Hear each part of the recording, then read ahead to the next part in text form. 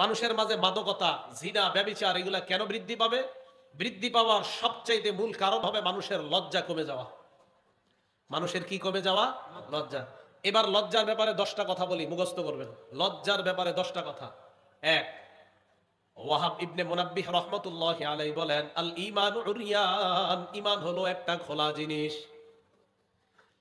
লিবাসুহু আত-তাকওয়া, ঈমানের পোশাকের নাম হলো আল্লাহকে ভয় করা। ওয়া জিনাতুহু আল হায়া, ঈমানের সৌন্দর্যের নাম হলো লজ্জা। যার যত বেশি লজ্জা তার ঈমান তত সুন্দর। যার যত বেশি তাকওয়া তার ঈমানের পোশাক হয়ে যায়, আর যার যত বেশি লজ্জা হয় তার ঈমানের সৌন্দর্যতা বেড়ে যায়। ঈমানের পোশাক আল্লাহকে ভয় করা, ঈমানের সৌন্দর্য লজ্জাশীলতা অর্জন করা। আল্লাহ আমাদের সকলকে লাজুক বানায়, লাজুক হওয়ার তৌফিক দান করেন। 2, মান কাসাহুল হায়া সাওবা লাম ইয়ারান নাস আইবা, আমার আপনার আমাদের মাঝে যাদের যত বেশি লজ্জা, মানুষের থেকে আল্লাহ তার দোষ তত বেশি আড়ালে থাকবেন। আমার আপনার মাঝে যাদের যত বেশি লজ্জা তাদের দোষ তত বেশি আল্লাহ আড়াল করে রাখবেন। লাম ইয়ারান নাস আইবা, মানুষ তার দোষ দেখবে না। 3, প্রত্যেকটা ধর্মের একটা স্বতন্ত্র বৈশিষ্ট্য আছে। ইবনে মাজাহ হাদিস নাম্বার 4181 নাম্বার হাদিস।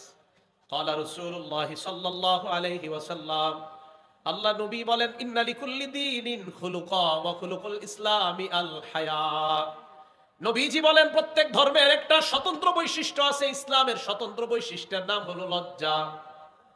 ভালো করে মনে রাখবেন, লজ্জা ইসলামের স্বতন্ত্র বৈশিষ্ট্য। আপনার যদি লজ্জা থাকে বুঝতে হবে আপনি ইসলামের স্বতন্ত্র বৈশিষ্ট্যের অধিকারী হলেন। 4 নাম্বার, লজ্জা ঈমানের অঙ্গ।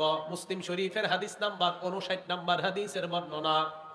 ক্বালা রাসূলুল্লাহ সাল্লাল্লাহু আলাইহি ওয়াসাল্লাম, আল্লাহ নবী বলেন, আল ঈমানু বিদউ ওয়া সাবউনা আও বিদউ ওয়া সিত্তুনা শুবা, ঈমানের 70টা অথবা 60টা শাখা। ফাআফযালুহা কাউলু লা ইলাহা ইল্লাল্লাহ, সবচাইতে শ্রেষ্ঠ শাখা হলো লা ইলাহা ইল্লাল্লাহ। ওয়া আদনাহা ইমাতাতুল আযা আনিত তরিক, সবচাইতে ছোট শাখা হলো রাস্তা থেকে কষ্টদায়ক বস্তু সরায়া দেওয়া। রাস্তা থেকে কষ্টদায়ক বস্তু সরান আপনারা। এই জায়গায় একটা হাদিস শুনেন, বুখারী শরীফের 52 নাম্বার হাদিস। ক্বালা রাসূলুল্লাহ সাল্লাল্লাহু আলাইহি ওয়াসাল্লাম, আল্লাহ নবী বলেন, বাইনামা রাজুলুন ইয়ামশি বিতরিক ফাওয়াজাদা গুসদা শাওকিন আলা তরিক ফাআখারা, রাস্তা দিয়ে আপনি হাঁটছেন, হঠাৎ ইটের একটা টুকরা পাইলেন, একটা কাঁটা পাইলেন, একটা সুই পাইলেন, কষ্টদায়ক বস্তু পাইলেন, কলার সিলকা পাইলেন। কলার সিলকা আপনি সরায়া দিলেন, ইটের টুকরা আপনি সরায়া দিলেন, কাঁটা আপনি সরায়া দিলেন। নবীজি বলেন, শাকারাল্লাহু লা, আল্লাহ তার প্রতি সন্তুষ্ট হয়ে যায়। ওয়া গফারা লা, আল্লাহ তার আগের সব গুনাহগুলো মাফ করে দেয়। ইটের টুকরা সরায় দেন রাস্তা থেকে, রাস্তায় হাঁটতেছেন, এগুলা পাইলে সরায় দেন। এটা খুব ফজিলতের কাজ। নবীজি হাদিসে শেষে বলেন, বুখারী হাদিস শোনাইলাম, আবার মুসলিমের হাদিসে আসেন। মুসলিমের হাদিসে শেষে বলেন, ওয়াল হায়াউ শু'বাতুম মিনাল ঈমান, লজ্জা ঈমানের অঙ্গ। লজ্জা কিসের অঙ্গ? ঈমানের অঙ্গ। এবার দেখেন কি কয়, আবার 2 আঙ্গুলের দিকে তাকান। এখন একটা হাদিস শোনাবো, কিতাবের নাম আল জামিউস সগীর, হাদিস নাম্বার 1959 নাম্বার হাদিস, 1959। এই 2 আঙ্গুল মিলে আছে না? এটার নাম লজ্জা, এটার নাম ঈমান, অথবা এটার নাম ঈমান, এটার নাম লজ্জা। এবার আপনাদেরকে প্রশ্ন করি, একটা ঈমান আর একটা লজ্জা মিশে আছে না আলাদা? বলেন তো, ঈমান আর লজ্জা মিশে আছে না আলাদা? এবার দেখেন নবীজি কি বলেন, ইন্নাল হায়া ওয়াল ঈমান কুরিনা জামিআ। নবীজি বলেন ঈমান আর লজ্জা এইভাবে দুইটা মিশে থাকার জিনিস। ঈমান আর লজ্জা এইভাবে মিশে থাকবে, দুইটা একটা আরেকটার সাথে থাকবে। এবার বলেন মিশে আছে না আলাদা? নবীজি বলেন, ফাইদা রুফিআ আহাদুহুমা, একটা যদি উঠে যায়, রুফিআল আখর, আরেকটা আস্তে আস্তে উঠে যায়। আপনার লজ্জা যত কমবে ঈমান তত উঠে যাবে। এই দেখেন, ঈমান আর লজ্জা এইভাবে থাকবে। আপনার লজ্জা কমতেছে, এই যে আস্তে আস্তে ফাঁকা হচ্ছে, আরো কমতেছে, ফাঁকা হয়ে গেছে, আরো কমতেছে, আরো ফাঁকা, আরো কমতেছে, আরো ফাঁকা, এক পর্যায়ে বেঈমান হয়ে যাবেন। লজ্জা ঈমান একসাথে থাকবে। করি না, ফাইদা রুফিআ আহাদুহুমা রুফিআল আখর, একটা উঠে গেলে আরেকটা উঠে যায়। আল্লাহ আমাদের সকলকে ঈমানের পাশাপাশি লজ্জাশীলতার গুণে বেশি গুণান্বিত হওয়ার তৌফিক দান করেন। 6 নাম্বার, যে ব্যক্তি যত বেশি লাজুক হবে ওই ব্যক্তি তত দ্রুত আল্লাহর জান্নাতের মেহমান হবে। তিরমিজি শরীফ হাদিস নাম্বার 2009 নাম্বার হাদিস। ক্বালা রাসূলুল্লাহ সাল্লাল্লাহু আলাইহি ওয়াসাল্লাম, আল্লাহ নবী বলেন, আল হায়াউ মিনাল ঈমান ওয়াল ঈমানু ফিল জান্নাহ। দেখেন এবার, এটার নাম জান্নাত, এটার নাম ইমান, এটার নাম লজ্জা। এই দেখেন, এটার নাম জান্নাত, এটার নাম ইমান, এটার নাম লজ্জা। নবীজি বলেন লজ্জা ইমানের অঙ্গ, লজ্জা যত তোমার বাড়বে, ইমানের পাওয়ার তত বাড়বে, তত দ্রুত জান্নাতে যাইবা। জান্নাত, ইমান, লজ্জা, ইমান, লজ্জা, ইমান, জান্নাত। লজ্জা যত বেশি হবে ইমানের পাওয়ার বাড়বে, জান্নাতে তত দ্রুত যাবে। আল বাযাউ মিনাল জাফা ওয়াল জাফাউ ফিন্নার। নির্লজ্জতা খারাপ স্বভাবের অন্তর্ভুক্ত, আর খারাপ স্বভাব ওয়ালা যত বেহায়া হবে, নির্লজ্জ হবে, তত দ্রুত জাহান্নামে যাবে। নাউজুবিল্লাহ। তাহলে ইমানের পাওয়ার বাড়ে লজ্জার কারণে, আর যত ইমানের পাওয়ার বাড়বে তত দ্রুত জান্নাত। সুবহানাল্লাহ। 7 নাম্বার, যেই ব্যক্তি যত বেশি লাজুক আল্লাহ তাকে ভালোবাসে। হাদিস আল জামিউস সগীর হাদিস নাম্বার 1662, 1662 নাম্বার হাদিস। ক্বালা রাসূলুল্লাহ সাল্লাল্লাহু আলাইহি ওয়াসাল্লাম, আল্লাহ নবী বলেন, ইন্নাল্লাহা ইযা আনআমা আলা আবদিন নি'মা আহাব্বা আইয়ারা আসারান নি'মাতি আলাইহি। নবীজি বলেন, আল্লাহ যখন কোন বান্দাকে কোন নিয়ামত দান করে, ওই নিয়ামতটা আল্লাহ দেখতে চায়। বান্দাকে কোন নিয়ামত দান করলে নিয়ামতটা আল্লাহ দেখতে চায়। 1 কোটি টাকার মালিক আল্লাহ আপনাকে বানাইছেন, আল্লাহ চায় এই 1 কোটি টাকা থেকে আপনি কিভাবে দান করেন, এটা আল্লাহ দেখতে চায়। এটা দেখতে চায়। কোটিপতি যদি 1 লক্ষ টাকা দান করেন, এইভাবে আল্লাহ আপনি দেখতে চাইছেন, তাই আপনাকে দেখাইলাম। মানে আল্লাহকে, মানুষকে না, মানুষকে দেখার নাই, আল্লাহ আপনাকে কোটিপতি বানাইছে, তো আপনি আল্লাহকে দেখাইলেন। আমাদের কমিশনার সাহেব আছে এখানে, ওনারে দিয়ে উদাহরণ দিই। ওনাকে আল্লাহ কমিশনার বানাইছে, তো উনি এই ক্ষমতা, এটা আল্লাহর পক্ষ থেকে নিয়ামত। আল্লাহ চায় উনি এলাকার মধ্যে ন্যায় ইনসাফ প্রতিষ্ঠা করুক। আমরা চাই ওনার মাধ্যমে এলাকা থেকে মাদক সহ যত অপরাধ সব নির্মূল হবে। আল্লাহ চায়। আল্লাহ কাউকে যখন নিয়ামত দেয়, এই নিয়ামতটা আল্লাহ চায় আমি দেখতে চাই। তো রাসূল করিম সাল্লাল্লাহু আলাইহি সাল্লাম বললেন, বান্দার নিয়ামত আল্লাহ দেখতে চায়। এবার দেখেন কি কয়, ওয়ায়ুবগিজুস সাইলাল মুলহিফা।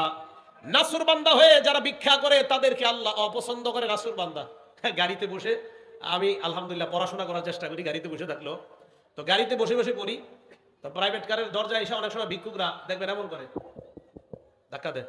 তো আপনি অনেক সময় খেয়াল করতে পারেন না, অনেকক্ষণ যদি না খোলেন দরজা, জোরে একটা মারে, যেতে যায়। ইউবগিজুস সাইলাল মুলহিফা।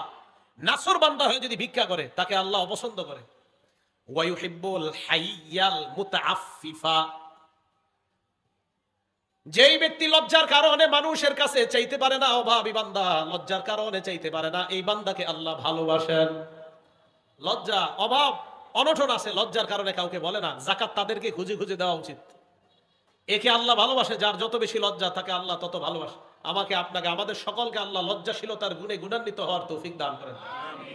8 নাম্বার, যেই ঘরের নারী পুরুষের যত বেশি লজ্জা, ওই ঘরে আল্লাহ তত বেশি রহমত বরকত নাজিল করেন।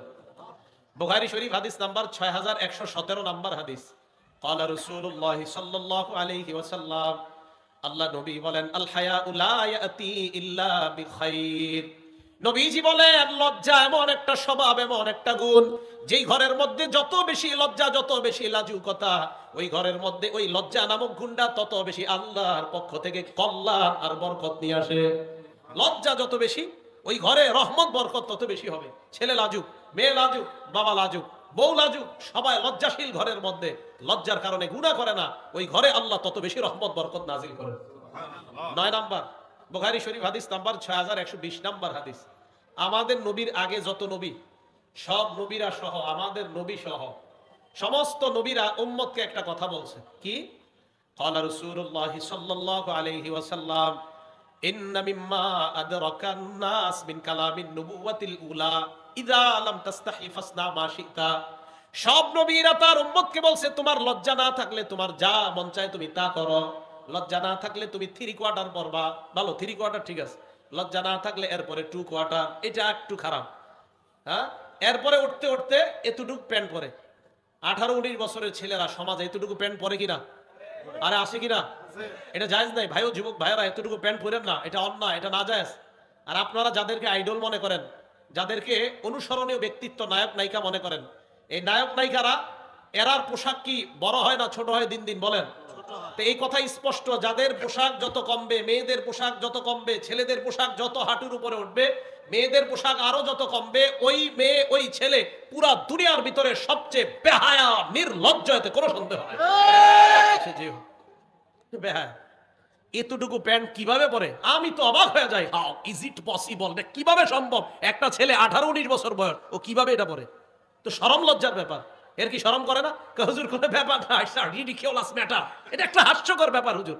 না তোমার শরম করে না ইংলিশ মারো আর প্যান্ট এই জায়গায় পরো? 18-19 বছর বয়স প্যান্ট পরে, তো নির্লজ্জতা, বেহায়া। ভাইও মনে রাখবেন, আপনার বয়স বালেগ হওয়ার পরে আপনি প্যান্ট পরা, এটা হারাম, এটা জায়েজ নেই। আপনি কিভাবে হাঁটু দেখান? রাসূল করিম সাল্লাল্লাহু আলাইহি সাল্লাম বলেন, লজ্জা যখন না থাকে তোমার যা মন চায় তা করো। আল্লাহ আমাদেরকে হেফাজত করেন।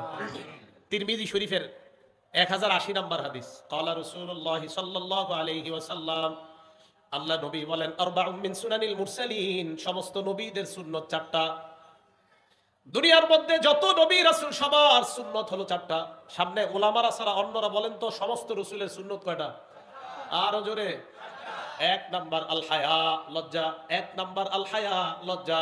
এই হাদিস নিয়ে আমি ভাবি যে সব রাসূলের সুন্নাত 4টা, 1 নাম্বারটাই লজ্জা। 1 নাম্বার লজ্জা। 2 নাম্বার আর তাআত্তুর, আতর, সুগন্ধি মাখা।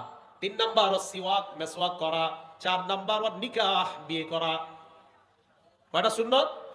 ওলামায়ে কেরাম ছাড়া অন্যরা বলেন 1, 2, আতর, 3, 4, বিয়ে করা। মনে থাকবে তো? আলেমদের তো মনে থাকবে, ওনারা পড়ছে। এই জন্য আপনারা যারা সাধারণ, আপনারা বেশি বলবেন ওনাদের চেয়ে। তাহলে সমস্ত নবীদের সুন্নাত 4টা। 1 নাম্বার লজ্জা, 2 নাম্বার সুগন্ধি মাখা, 3 নাম্বার মেসওয়াক করা। মেসওয়াক করেন তো সবাই? ইনশাআল্লাহ আওয়াজ কম হয়েছে, যাই হোক। তো আচ্ছা আচ্ছা, প্রত্যেক নামাজে মেসওয়াক করা উচিত। 4 নাম্বার আর নিকাহ, বিয়ে করা। তো 1 নাম্বার লজ্জা। লজ্জাশীলতার গুণে আল্লাহ সকলকে গুণান্বিত হওয়ার তৌফিক দান করেন। 10, যেই জিনিসের লজ্জা যত বেশি হয় এই জিনিসের সৌন্দর্যতা তত বেড়ে যায়। মন দিয়ে শুনবো। তিরমিজি শরীফের 1974 নাম্বার হাদিস। বাংলাদেশ স্বাধীন হয়েছে কয় সালে? 1971। তিরমিজি শরীফের হাদিস নাম্বারটা 1974। মনে রাখা সহজ না? 1974। বাংলাদেশ স্বাধীন হয়েছে 1971, আর বলবেন তিরমিজি শরীফের হাদিসটা 1974। এই হাদিসে নবীজি কি বলে দেখেন, ক্বালা রাসূলুল্লাহ সাল্লাল্লাহু আলাইহি ওয়াসাল্লাম, আল্লাহ নবী বলেন, মা কানাল ফুহশু ফি শাইইন ইল্লা শানা, যে জিনিসের মধ্যে নির্লজ্জতা, বেহায়াপনা যত বেশি, ওই জিনিসের গন্ধ, ওই জিনিসের ময়লা তত বেশি বেড়ে যায়। তাহলে মেয়েদের পোশাক যত ছোট হয় তার শরীরে ময়লা তত বাড়ে। পোশাক যত কমবে ময়লা বাড়বে। ওয়ামা কানাল হায়াউ ফি শাইইন ইল্লা জানা, যে জিনিসের মধ্যে লজ্জা বেশি ওই জিনিসের সৌন্দর্যতা বেড়ে যায়। আমাকে আপনারা বলেন, দোকানের মধ্যে যখন আপনারা স্যাম্পল দেখেন, স্যাম্পল দেখার পর এরপরে কেন বলেন গোডাউনের তে একটা দেন? কেন ওটা নেন না? হ্যাঁ, তো স্যাম্পলটা দেখেই তো পছন্দ করছে, ওইটা নেন। না, গোডাউনের তে একটা দেন। তার মানে দামি যেটা এটা গোপন। দামিটা সবাই বলেন দামি। বলেন তো আসমান জমিনের মাঝে সবচাইতে দামি কে? সবচাইতে দামি কে? দেখি, ওই যে দামি জিনিস গোপন থাকে। হ্যাঁ, আল্লাহ সবচেয়ে দামি তাই গোপন। আল্লাহ সবচেয়ে দামি তাই গোপন। হ্যাঁ, দেখবো আমরা জান্নাতে ইনশাআল্লাহ। তো এখান থেকে কি বোঝা যায়? দামি জিনিস গোপন থাকে। এবার আমি আপনাদেরকে বলবো দুনিয়ার সবচাইতে শ্রেষ্ঠ একটা সম্পদের কথা বলবো। তাহলে বলেন তো সবচেয়ে শ্রেষ্ঠ জিনিসটা কি গোপন থাকা দরকার না প্রকাশ? সবাই বলেন, এটা কি যত্ন করা দরকার না খোলামেলা রাখা দরকার? আমি আবার বলছি, দুনিয়ার শ্রেষ্ঠ একটা সম্পদের কথা বলবো। এই শ্রেষ্ঠ সম্পদটা কি যত্ন করা দরকার না খোলামেলা রাখা দরকার? মুসলিম শরীফ হাদিস নাম্বার 3535, 3535, 3535। ক্বালা রাসূলুল্লাহ সাল্লাল্লাহু আলাইহি ওয়াসাল্লাম, আল্লাহ নবী বলেন, আদ-দুনিয়া মাতা, পুরা দুনিয়াটা ভোগের জায়গা। ওয়া খায়রু মাতা'id দুনিয়া আল মারআতুস সালিহা, এই দুনিয়ার মাঝে সবচেয়ে শ্রেষ্ঠ সম্পদ হলো একজন নেককার নারী। সুবহানাল্লাহ। আমি বলবো, আপনারা উত্তর দিবেন। বলেন তো দুনিয়ার শ্রেষ্ঠ সম্পদ নেককার নারী। দুনিয়ার শ্রেষ্ঠ সম্পদ, দুনিয়ার শ্রেষ্ঠ সম্পদ। তাহলে এটা কি আমরা যত্ন নিব নাকি খোলামেলা রাখবো? দামি আল্লাহ গোপন থাকে, তাই দামি নারী তাকেও আমরা গোপন রাখবো। সুবহানাল্লাহ। দামি জিনিস গোপন রাখতে হয়, এটাই উসুল। প্রয়োজনে প্রকাশ করা। এই জন্য মেয়েকে যেদিন দেখবে ছেলে এসে দেখা যায়, মেয়ের স্বামী মেয়েটাকে দেখা যায়। আল্লাহ আমাদের সকলকে কোরআন সুন্নাহ, নিজের মন মতো না বরং কোরআন সুন্নাহ যেইভাবে নবী আসলে আমাদেরকে বুঝাইতে চাচ্ছে ওইভাবে যেন আমরা বুঝতে পারি, আল্লাহ তৌফিক দান করেন। আল্লাহ আমাদের সকলকে তৌফিক দান করেন। কারণ নিজের মন মতো যদি বুঝতে চান তাহলে ঝামেলা আছে। রাসূল করিম সাল্লাল্লাহু আলাইহি সাল্লাম কয়, 4 অবস্থা যখন উম্মতের মাঝে হবে তখন বুঝবা উম্মত ঝামেলার মধ্যে পড়ে যাবে। তিরমিজি শরীফের 3058 নাম্বার হাদিস, নবীজি বলেন, তানহাউনা আনিল মুনকার তা'মুরুনা বিল মারুফ, তোমরা নেক কাজের আদেশ, অসৎ কাজের নিষেধ করতে থাকবা 4 জিনিস দেখার আগ পর্যন্ত। হাত্তা ইযা রাআইতা শুহান মুতাআ, দেখবা মানুষ কৃপণতার পূজা করে, টাকাটা নিজের কাছে রেখে দেওয়াটা মনে করবে এটাই ঠিক, যাকাত না দেওয়াটা মনে করবে ঠিক। এক। দুই নাম্বার হাওয়ান মুত্তাবা, নফসের পূজা করবে মানুষ। তিন নাম্বার দুনিয়া মুআসসারাতা, দুনিয়াকে মানুষ প্রাধান্য দিবে। চার নাম্বার ওয়া ইজাবা কুল্লি যি রাইয়িন বিরাইহি, প্রত্যেক মানুষ তার মতটাকেই মনে করবে এটাই সঠিক, দুনিয়ার সব ভুল। এই নফস আর মন চাহি জিন্দেগি যখন হবে, তখন বুঝবা নেক কাজের আদেশ, অসৎ কাজের নিষেধ, অন্যদের মাঝে অতটা কাজ হবে না। তো কি করবা তখন? নিজের ঈমান নিজে হেফাজত করার চেষ্টা করবা। ভাই উলামায়ে কেরাম আপনাদের খুব মহব্বত করে, আপনাদেরকে জাহান্নাম থেকে বাঁচাইতে চায়। তাই উলামায়ে কেরামকে শত্রু মনে করবেন না। মাঝে মাঝে উলামায়ে কেরাম কোরআন সুন্নাহ বলতেই থাকে, বলতে দেয় ও হুজুর খুব ভালো বলে। যেই একদিন হুজুর একটা কথা বলে যেটা আপনার বিরুদ্ধে যায়, অথচ আপনি অন্যায় করতেছেন, তখনই বলেন থুর, আজকে আর ভালো লাগে নাই, এটা ঠিক না, এটা আপনি মন চাহি জিন্দেগিতে চললেন, এটা অন্যায়। তাহলে আল্লাহ আমাদের সকলকে কোরআন সুন্নাহ মোতাবেক জীবন পরিচালনা করার তৌফিক দান করেন। একটা কথা গেল, যেই জিনিসের লজ্জা বেশি এই জিনিসের সৌন্দর্য বেশি। এবার আসেন, লজ্জা চার প্রকার। বলেন লজ্জা কয় প্রকার? চার প্রকার। এক, আল হায়াউ মিনাল্লাহ, আল্লাহকে লজ্জা পাওয়া। দুই নাম্বার, আল হায়াউ মিনাল মালাইকা, ফেরেশতাদেরকে লজ্জা পাওয়া। তিন নাম্বার, আল হায়াউ মিনান নাস, মানুষকে লজ্জা পাওয়া। চার নাম্বার, আল হায়াউ মিনান নাফস, নিজেকে লজ্জা পাওয়া। লজ্জা কয় প্রকার? এক নাম্বার আল্লাহকে লজ্জা পাওয়া, দুই নাম্বার ফেরেশতাকে লজ্জা পাওয়া, তিন নাম্বার মানুষকে লজ্জা পাওয়া, চার নাম্বার নিজেকে লজ্জা পাওয়া। এক নাম্বার কাকে লজ্জা পাওয়া? আজকে থেকে দুইটা আয়াত সবসময় মনে রাখবেন।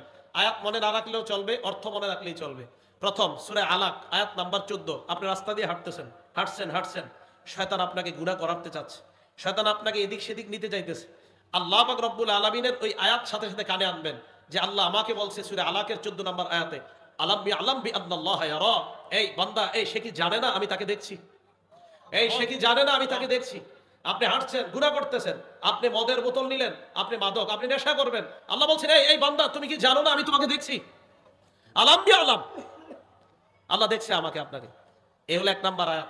দুই, সূরা কফ 16 নম্বর আয়াত, আল্লাহ বলেন ওয়ালাকাদ খালাকনাল ইনসানা ওয়া না'লামু মা তুওয়াসবিসু বিহি নাফসু, আমি মানুষ বানাইলাম, মানুষের অন্তর যা কুমন্ত্রণা দেয় আমি আল্লাহ জানি। আল্লাহ এত কিছু জানে, আমি কথা বলতেছি আরিফ বিন হাবিব, আল্লাহ কয় আমি জানি। এই মুখ বন্ধ, জিহ্বা দিয়ে আল্লাহরে কিছু বলছি, আল্লাহ কয় এটাও জানি। জিহ্বা বন্ধ, ঠোঁট বন্ধ, মনে মনে শুধু কল্পনা করছি, আল্লাহ কয় এটাও জানি, সব জানে।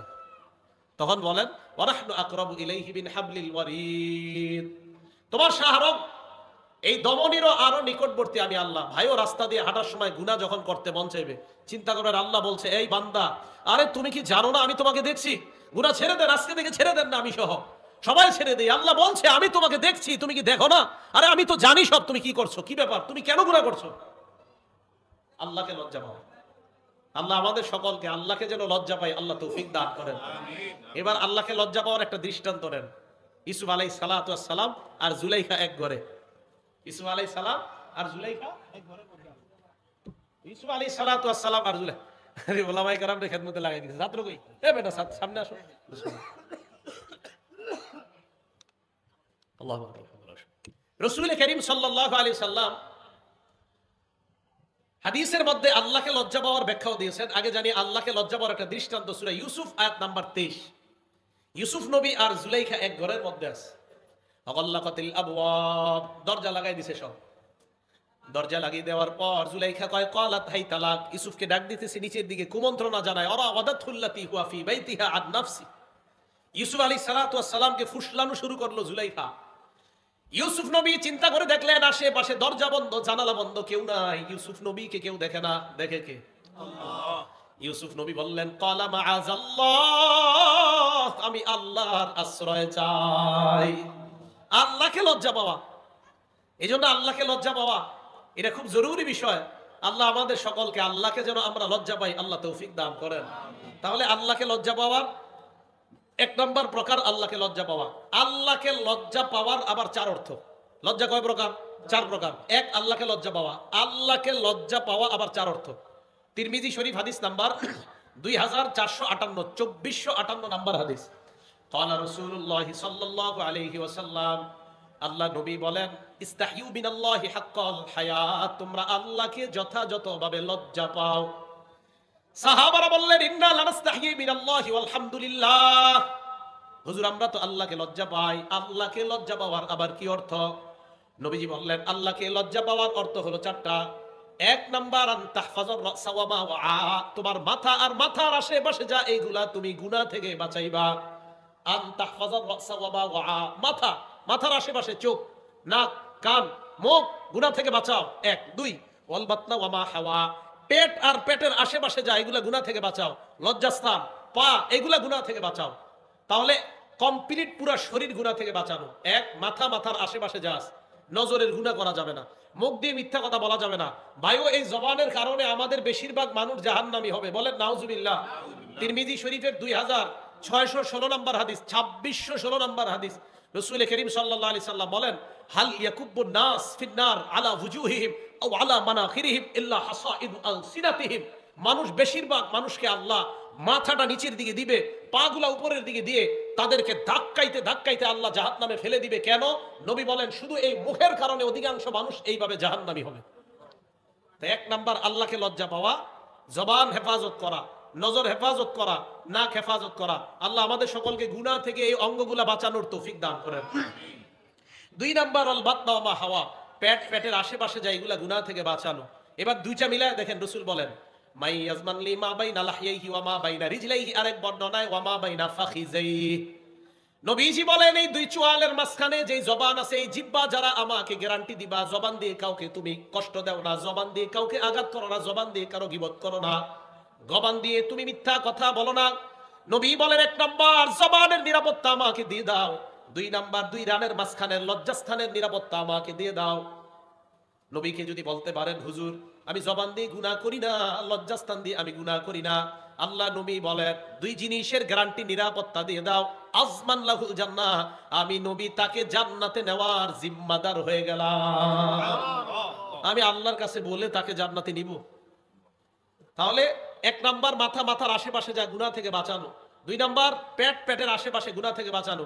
এই দুই জায়গার দ্বারা কি বোঝা যায়? কমপ্লিট পুরা বডি গুনাহ থেকে বাঁচানো।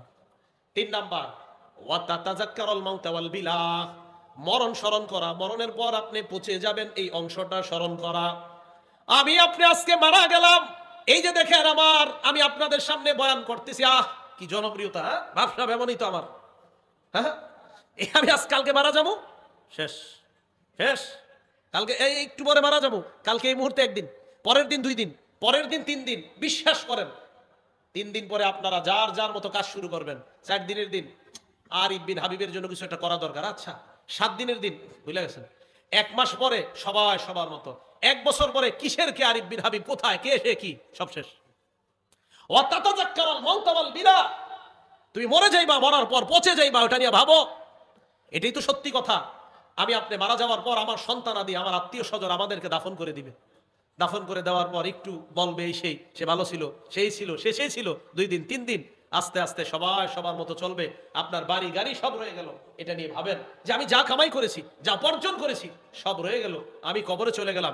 ভাইও আজকে থেকে ভাবেন, আজকে রাতে মাথাটা বালিশে লাগান, একটু সময়ের জন্য ল্যাপটা মুড়ি দেন, কম্বলটা মুড়ি দিয়ে চোখটা খোলেন, দেখবেন আপনি অন্ধকার, কিছু দেখা যায় না।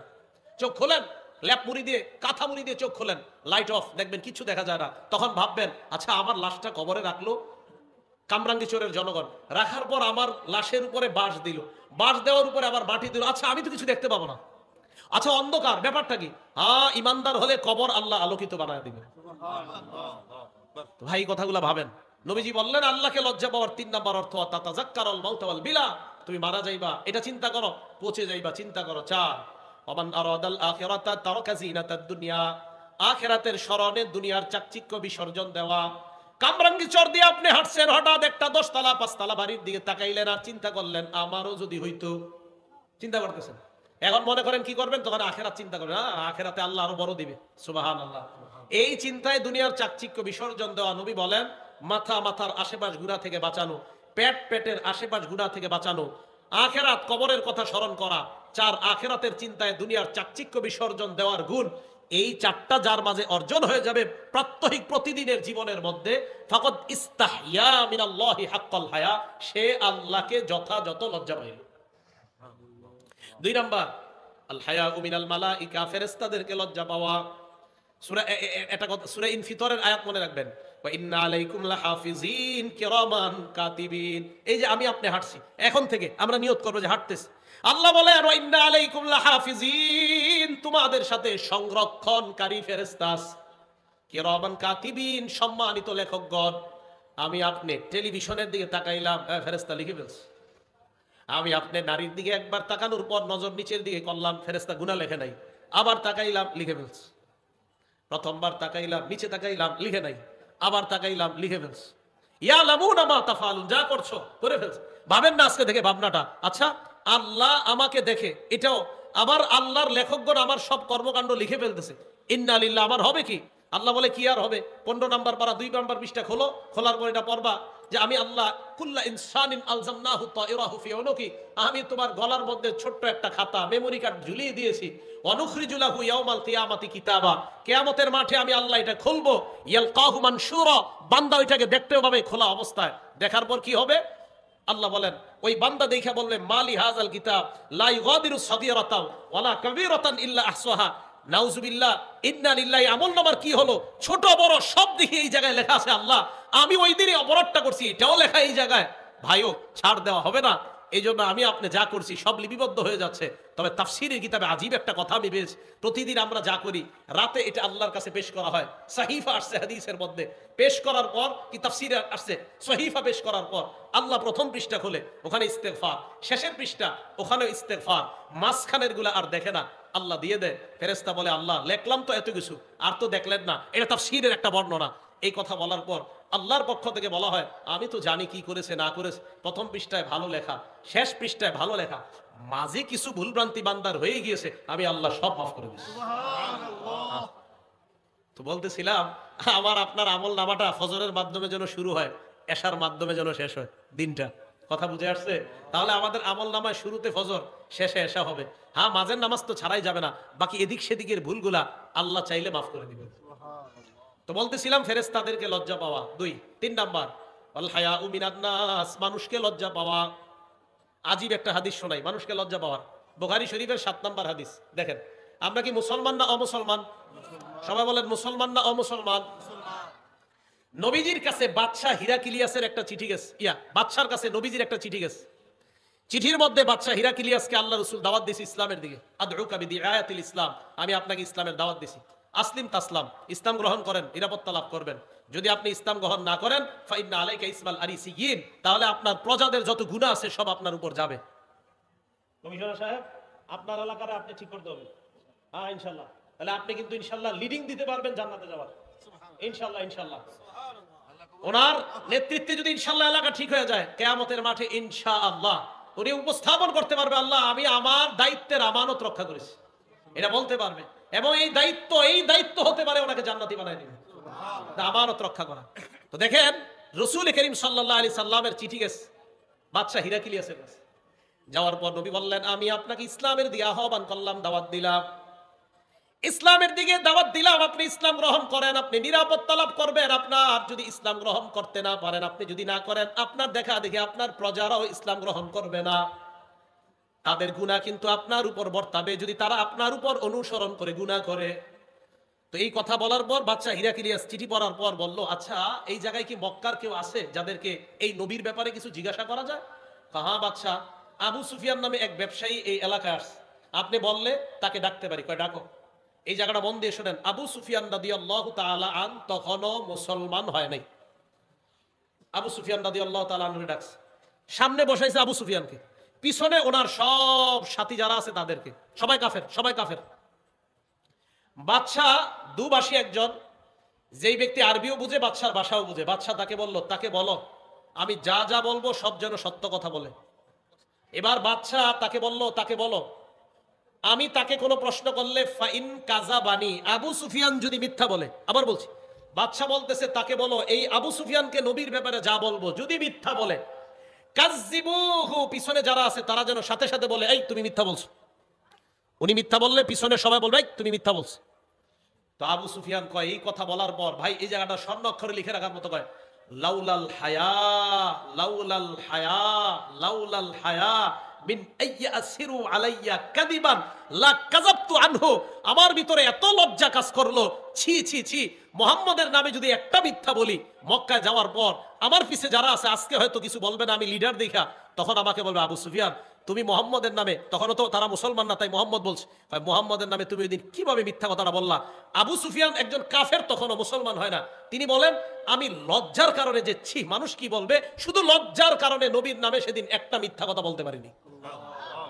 বলেন তো একজন কাফের কি কারণে মিথ্যা বলে নাই? লজ্জায়। বলেন একজন কাফের কি কারণে মিথ্যা বলে নাই? আমরা কাফের না মুসলমান, মিথ্যা বলিনি? কি পরিমাণ মিথ্যা বলি দেখছেন, কি আজীব কথা। একজন অমুসলমান লজ্জায় উনি মিথ্যা কথা বলে না। আল্লাহ আমাদের সকলকে লাজুকতা লজ্জার গুণে গুণান্বিত হওয়ার তৌফিক দান করেন। তাহলে মানুষকে লজ্জা পাওয়া জানলাম। চার, আল হায়াউ মিনান নাফস, নিজেকে লজ্জা পাওয়া। নিজেকে লজ্জা পাওয়ার কয়েকটা দৃষ্টান্ত। এক নাম্বার, নিজেকে লজ্জা পাওয়ার দৃষ্টান্ত, নবীজি সাল্লাল্লাহু আলাইহি ওয়াসাল্লাম এক মাঠের সামনে দিয়ে রওনা করলেন। উলামায়ে কেরাম সহ অন্য যারা আছি, মাদ্রাসার ছাত্র যারা আছি, এই ইবারতটা ভালো করে শুনবো। নাসাই শরীফের 406 নম্বর হাদিস। নবীজি এক ব্যক্তিরে দেখে খোলা মাঠে গোসল করতেছে, খোলা মাঠে গোসল করে। এই দৃশ্য দেখার পর নবী মিম্বরে দাঁড়াইলেন, দাঁড়ানোর পর বললেন, হে জনগণ, ইন্নাল্লাহা হাইয়ুন হালিমুন সিত্তিরুন ইউহিব্বুল হায়া ওয়াস সিতরা ওয়াস সাতর। নবী সাল্লাল্লাহু আলাইহি সাল্লাম বললেন, হে জনগণ, আল্লাহ লাজুক, সুবহানাল্লাহ, আল্লাহ হালিম সহনশীল, আল্লাহ সিত্তির, মানুষের সব ঢাইকা রাখে, আল্লাহ সব ঢাইকা রাখে, তোমরা দি সব খুইলা দাও। মানে কই কি, এই যে সবার সামনে গোসল করা, তো আমরা যারা গোসল করি অথবা আমরা যারা ছাত্র ভাই আছি, গোসলের ক্ষেত্রে একটু সাবধানতা অবলম্বন করা, গামছা শরীরে রাখা। বোক এই বোক যত বেশি দেখে মানুষ, নজর যদি লেগে যায় মেধা কমতে থাকবে। নজর লেগে যাওয়া হাদিস দ্বারা প্রমাণিত। নজর লেগে গেলে মেধা কমতে থাকে। হ্যাঁ, বিশ্বাস করেন, আমার আপনজনরা ছাড়া গত 15 বছর আমার শরীর কেউ দেখছে কিনা আমার মনে নাই। 15-16 বছর হবে। হ্যাঁ, আমাদের সেগুলা দিশা বলছে, শরীর দেখবে মেধা কমবে, শরীর দেখবে মেধা কমবে। তো বলতেছিলাম, হুজুরে বলছি, হুজুর দলিল কি? বেটা, নজর লাগলে এটা হাদিস দ্বারা প্রমাণিত। নজর কারণে মানুষের শরীর আকর্ষণীয় হয়, এটা ছেলে হোক মেয়ে হোক। এটা ছেলে, হুজুর ছোট ছেলে কি আকর্ষণ? তার শরীর ছোট ছেলের, তার শরীরের মধ্যে আকর্ষণ থাকবে। নজর লেগে গেলে এই নজরের কারণে তার জীবনটা নষ্ট হয়ে যেতে পারে, মেধা কমে যেতে পারে। তাই গার্জিয়ান যারা আছেন, সন্তানদের শরীরের ক্ষেত্রে খুব সতর্ক। বারান্দায় খালি শরীরে দাঁড় করায় রাখবেন না। মাদ্রাসা ছাত্র হোক, স্কুলের ছাত্র হোক, খালি শরীরে বারান্দায় দাঁড় করায় রাখবেন না, অন্যরা যেন আপনার সন্তানের শরীর না দেখে। এই ব্যাপারটা সতর্কতা অবলম্বন করা। নবীজি সাল্লাল্লাহু আলাইহি সাল্লাম বললেন, ফাইদা তাসালা আহাদুকুম, তোমাদের কেউ যখন গোসল করবা, ফালইয়াস্তাতির, একটু পর্দা টর্দা দিয়ে গোসল করো। এইভাবে সবার সামনে গোসল করো মানে কি? তাহলে পর্দা দিয়ে গোসল করা, একটা ঢাকনার মধ্যে গোসল করা, এটা নিজেকেও লজ্জা পাওয়ার মতো। ওখানে তো কেউ আপনাকে দেখবে না। আল্লাহ আমাদের সকলকে এই গুণটা অর্জন করার তৌফিক দান করেন। আরেকটা উদাহরণ দেখি আমরা, আবু দাউদ শরীফের হাদিস নাম্বার 4014 নাম্বার হাদিস। এই হাদিসের মধ্যে একজন সাহাবা আছে, নাম জারহাদ। বলেন কি নাম? জারহাদ। এটা হাসির ঘটনা। জারহাদ রাদিয়াল্লাহু তাআলা আনহু বলেন, জালাসা রাসূলুল্লাহ সাল্লাল্লাহু আলাইহি ওয়াসাল্লাম ইনদানা ওয়া ফাখিজি মুনকাশিফা। জারহাদ রাদিয়াল্লাহু তাআলা আনহু বলেন, আল্লাহ নবী আমাদের সামনে বসা, আমার রান খোলা। জারহাদ রাদিয়াল্লাহু তাআলা আনহু বলেন, আমার রান খোলা, নবী আমাদের সামনে বসা। নবী আমার দিকে তাকায় বললেন, ছি ছি, আমা আলিমতা আন্নাল ফাখিজা আওরা, তুমি কি জানো না রান সতরের অন্তর্ভুক্ত? এই মিয়া, রান ঢাকো।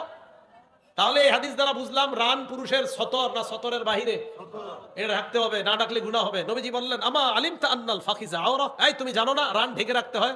আওরাত মানে ঢেকে রাখার জিনিস, আওরাত মানে ঢেকে রাখার জিনিস, এটা ঢেকে রাখতে হয়, জানো না? এই জন্য মনে রাখবেন, সতর আর আওরতের মধ্যে পার্থক্য কি বলেন তো?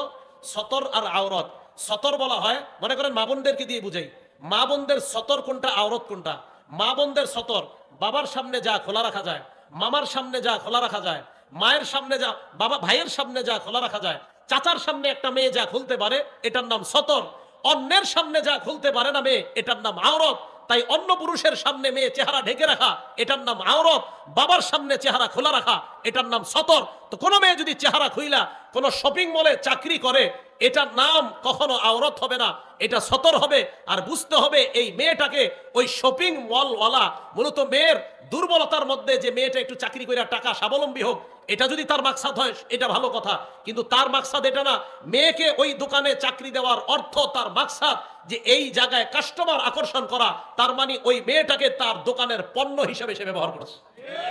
এটা পণ্য, নারীকে সম্মান দেয় না। এটা যদি সত্যি হয় নারীর প্রতি তার যে না মেয়েটা অসহায় দুর্বল, একটু টাকা পয়সা পাক, এটা ভালো কথা।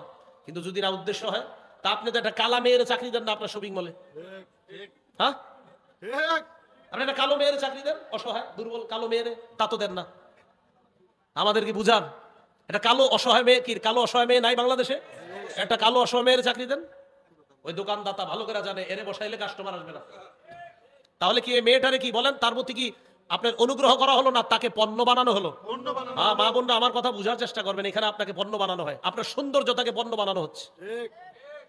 তো বলতেছিলাম রাসূল করিম সাল্লাল্লাহু আলাইহি সাল্লাম বললেন, আবা আলিমতা আন্নাল ফাখিজা আওরা, তুমি কি জানো না রান ঢেকে রাখতে হয়? আল্লাহ আমাদের সকলকে রান সর্ব অবস্থায় যেন আমরা ঢেকে রাখতে পারি, আল্লাহ তৌফিক দান করেন। এবার আবু দাউদ শরীফের 4015 নম্বর হাদিস শোনেন। এই হাদিসটা লিখে রাখার মতো শেষের অংশটা, আগে প্রথম অংশ শোনেন, শেষের অংশটা ঘরে টানা রাখবেন ডেলি, তাহলে আপনার দ্বারা এই গুনাহ হবে না। ক্বালা রাসূলুল্লাহ সাল্লাল্লাহু আলাইহি ওয়াসাল্লাম, আল্লাহ নবী হযরতে আলীকে বললেন, আলী লা তাকশিফ ফাকিজাকা, তুমি তোমার রান কখনো খুলবা না। এরপর নবী বলেন, ওয়ালা তানজুর ইলা ফাকিজি হাইয়িন, কোন জীবিত ব্যক্তির রানের দিকে তুমি তাকাইবা না, জীবিত ব্যক্তির রানের দিকে তাকাইবা না। দেশ গ্রামের মানুষ কাঁচা দিয়া খেতে কাজ করে, রে পুরো অবস্থা খারাপ। ওয়ালা তানজুর ইলা ফাকিজি হাইয়িন, তুমি জীবিত ব্যক্তির রানের দিকে তাকাইবা না। আচ্ছা এটা ভালো কথা, জীবিত ব্যক্তির রান দেখা জায়েজ নাই, বুঝে আসছে। নবী শেষে যেটা বললেন, এটা ঘরে ঠেলি দরজা টানা রাখবেন, দেখবেন বাইরে হইবেন, ঢুকবেন আর দেখবেন। নবীজি বলেন, ওয়ালা তানজুর ইলা ফাকিজি মাইয়িতিন, মরা ব্যক্তির রানের দিকেও তাকাইবা না। মরা ব্যক্তির রান দেখতে আল্লাহ নবী নিষেধ করলেন। তাহলে বলেন আমাদের সমাজে যারা জীবিত ব্যক্তি তারা যদি রান দেখায়, এটা কি নির্লজ্জতা কিনা? এটা বেহায়াপনা। নবীজি বললেন জীবিত ব্যক্তির রান দেখো না, পরে কয় মরা ব্যক্তির রানও দেখো না। তাহলে বলেন রান এটা কতটা গুরুত্বপূর্ণ একটা অংশ পুরুষের জন্য। এবার আরেকটা হাদিস বললে গুরুত্বটা আরো বুঝে আসবে। হাদিস নাম্বার আবু দাউদের 4017 নাম্বার হাদিস। এক সাহাবা উনি রাসূল করিম সাল্লাল্লাহু আলাইহি সাল্লামের কাছে প্রশ্ন করছেন। এই হাদিসটা হলো এরকম, উলামায়ে কেরাম খুব এই হাদিসের সাথে পরিচিত। আন বাহজ ইবনে হাকিম আন আবিহি আন জাদ্দিহি, বাহজ ইবনে হাকিম তার আব্বা থেকে, তার আব্বা তার দাদা থেকে, এই হাদিসগুলো প্রায় আসে। তো বাহজ ইবনে হাকিম তার বাবা থেকে, তার বাবা তার দাদা থেকে জিজ্ঞাসা করছে, রাসূল করিম সাল্লাল্লাহু আলাইহি সাল্লামকে প্রশ্ন করছে, আওরাতুনা মানাতি মিনহা ওয়া মা নাজার, হুজুর আমরা কাদের সামনে কোন অঙ্গগুলা ঢেকে রাখবো আর কাদের সামনে ঢেকে রাখতে হবে না? নবীজি বললেন, ইহফাজ আওরাতাক ইল্লা মিন যাওজাতিক, তোমার বিবি ছাড়া তোমার ঢেকে রাখার অঙ্গ কারো সামনে তুমি খুলবা না। বাবার সামনেও রান খুলবেন না, ভাইয়ের সামনেও রান খুলবেন না, বোনের সামনেও রান খুলবেন না। নবীজি বললেন তোমার বিবি ছাড়া অন্য কারো সামনে যা ঢেকে রাখতে হয় তা খুলবা না। এই কথা বলার পর এখন দেখেন যেটা জিজ্ঞাসা করছে, এটা আমাদের যুবক ভাই যারা আছি, রাত্রে দরজা লাগায় যারা ফেসবুকিং করি, স্ক্রলিং এফবি করি, যারা আপনারা গার্জিয়ান যারা আছেন, আপনারা কিন্তু জানেন না এরা রাত 11টার পরে পড়ালেখার বাহানায় ভিতর দিয়ে দরজা লাগায় কি যে করে আপনিও জানেন না। এখন শোনেন, তো সাহাবা প্রশ্ন করলেন, হুজুর ইজা কানা আহাদুনা খালিয়া, হুজুর ঘরে দরজা লাগায় যদি কেউ একা একা ঘরের ভিতরে থাকি তাহলেও কি রান ডাকতে হবে? আবার ঘরের ভিতরে একা একা আসি হুজুর, তখনও কি রান ঢাকতে হবে? আবার বলছি, হুজুর ঘরে একা আসি, এই একা একাও কি আমার রান ঢেকে রাখতে হবে? ঘরে কেউ নাই হুজুর, দরজা লাগানো। নবীজি বলেন, ফাল্লাহ আহাক্কু আইয়ুস্তাহইয়া মিন, রাসূল করিম সাল্লাল্লাহু আলাইহি সাল্লাম বলেন, মিয়া ঘরে কেউ নাই, আল্লাহকে লজ্জা পাওয়া আরো বেশি দরকার তোমার। তাহলে ঘরে একা থাকলে রান খোলা যাবে ইচ্ছা করে? জোরে কয় না, রান ইচ্ছা করে খোলা যাবে? অনিচ্ছায় হতে পারে। একা ঘরে থাকলে ইচ্ছা করে রান খোলা রাখা যাবে না। আচ্ছা আরেকটা হাদিস বলি, আবু দাউদ শরীফের হাদিস নাম্বার 4018 নাম্বার হাদিস। এই হাদিসটাও সবার জন্য। ক্বালা রাসূলুল্লাহ সাল্লাল্লাহু আলাইহি ওয়াসাল্লাম, আল্লাহ নবী বলেন, লা ইয়ানজুরুর রাজুলু ইলা উরিয়াতির রাজুল, কোন পুরুষ অন্য পুরুষের লজ্জাস্থানের দিকে তাকাবে না। ওয়ালাল মারআতু ইলা উরিয়াতিল মারআ, কোন নারী অন্য কোন নারীর লজ্জাস্থানের দিকে তাকাবে না। এরপর নবীজি কি বলে দেখেন, ওয়ালা ইউবজির রাজুলু ইলা রাজুলি ফি সাওবিন ওয়াহিদ, এক পুরুষ আরেক পুরুষের সাথে এক কাঁথার নিচে, এক কম্বলের নিচে, এক লেপের নিচে ঘুমাবে না। হ্যাঁ যারা আছেন, দুই ছেলেকে এক লেপের নিচে ঘুমাইতে দিয়েন না, দুই ছেলেকে এক লেপ, এক কম্বল, এক কাঁথার নিচে ঘুমাইতে দিয়েন না। ভাইয়েরা শুনেন, ছোটবেলা থেকে 5-6 বছর থেকে ছেলের কম্বল ল্যাপ আলাদা করে দেন, দুইজনের আলাদা করে দেন। এরপরে নবী বলেন ওয়ালাল মারআতু ওয়ালা তুফজিল মারআতু ইলাল মারআতি ফি সাওবিন ওয়াহিদ, এক মেয়ে আরেক মেয়ের সাথে এক কাঁথা এক কম্বলের নিচে ঘুমাবে না। এই আমল ঘরে চালু করেন।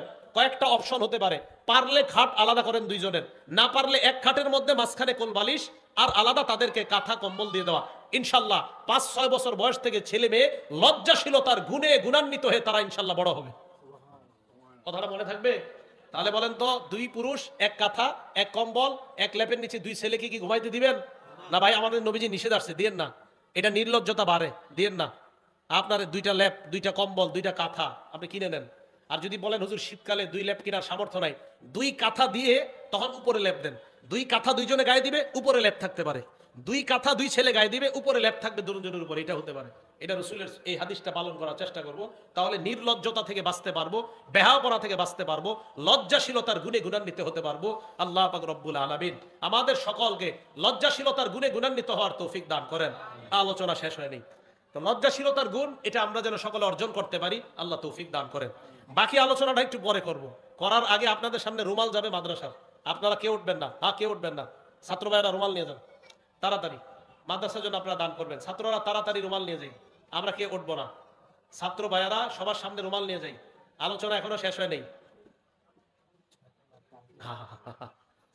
মাদ্রাসার 6 তলার কাজ ইনশাল্লাহ রমজানে ধরা হবে, রমজানে ইনশাল্লাহ 6ষ্ঠ তলার কাজ শুরু হবে।